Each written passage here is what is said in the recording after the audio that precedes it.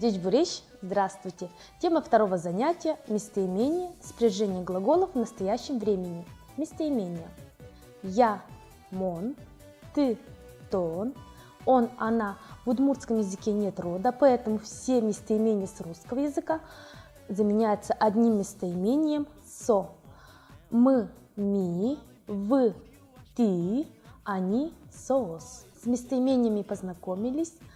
Далее будем спрягать глагол учкишко, что означает в переводе «смотрю».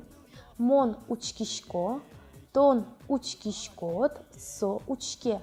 Во множественном числе ми учкишком, ты учкишкоды, соос учко. Обратите внимание, какие суффиксы прибавляются к глаголу. Суффиксы выделены красным цветом. А сейчас отправляемся в магазин. Магазин переводится в ускоронни или лавка. Магазин может быть продуктовым, щьонно-юон в ускоронни, и магазин одежды и обуви пыткутно дыш в ускоронни. Какие фразы можно встретить при посещении магазина?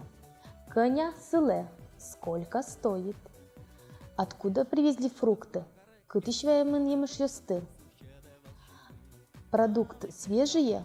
Чьон ёсты влещ, который хлеб вкуснее, кудыс ческгес няньды. И мон башто нянь, я куплю хлеб. Хлеб может быть черным, щед, и белым, тади. После покупки хлеба мы отправляемся в молочный отдел и покупаем молоко. Ел. Ел может быть коровьим, скал ел, и козьим, кеч ел.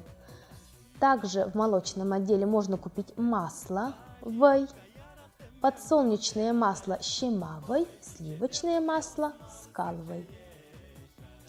Конечно же, в каждом магазине есть основные приправы к блюду. Это соль, сылал, сахар, сакыр. В мясном отделе мы покупаем мясо, силь, баранина такасиль, говядина скалсиль и мясо птицы курексиль. Также покупаем яйца курекпус и рыбу чорык. После покупок продавец нам отвечает: тау октишкем дылы, спасибо за покупку, но шлыктеле витишком, снова приходите, будем ждать. А мы отвечаем: спасибо, до свидания. Джоген доре бертоно щион почтано. Спасибо за внимание. Тау кылдышкем дылы, вечлуы.